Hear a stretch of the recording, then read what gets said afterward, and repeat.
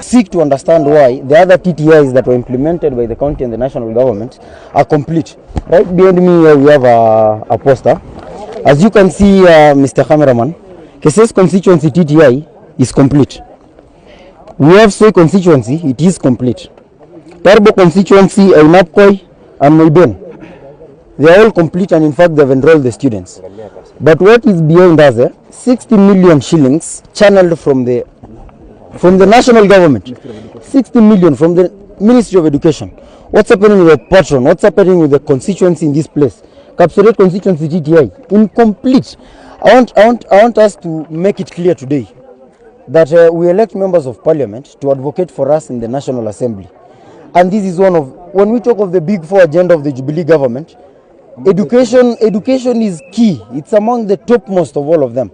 But at the current state as we are talking here, our Technical Training Institute is an agricultural sector for our leaders. We may not know who is plowing, who is planting, but we have seen, like most of the time, our patron comes to this place not to check on the stalled building, but to check on the maize. We wanted to ask him if he is not willing to support us and is sending us threats that hata mkibishana na mimi amutafanya nini. He made phone calls yesterday that if you want us to compete with you, I'm ready. Yes. And trust me, you will lose everything. So we are ready to lose. From 2016 to this date, we have not been here. We have been hustling for ourselves.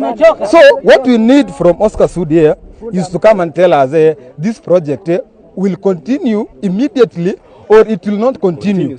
And if it will not continue, we need this land to be given back to the community.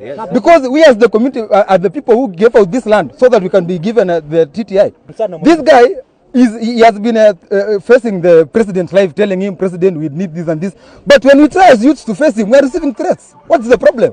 So we need to be given the directive immediately or after 7 days.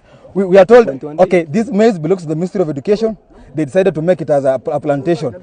This TTI will be completed or not completed. That's what we are crying for mostly. Hii TTI ililonjiwa ikiwa 6 in Uasin Gishu County.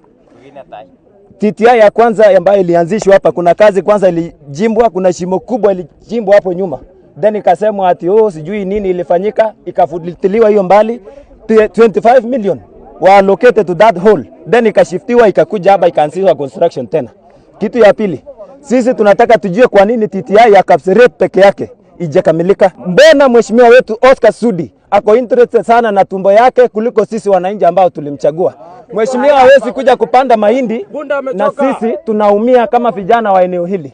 Sisi tuko na haki yetu, tunajua haki ya wananchi kwa sababu sisi ndio tulimchagua. Na kama amechoka na kazi, atoke kitini, sisi tumtafute mtu mwingine ambaye anatuwakilisha hata bungeni na anatuwakilisha katika kutupatia kazi na kila kitu.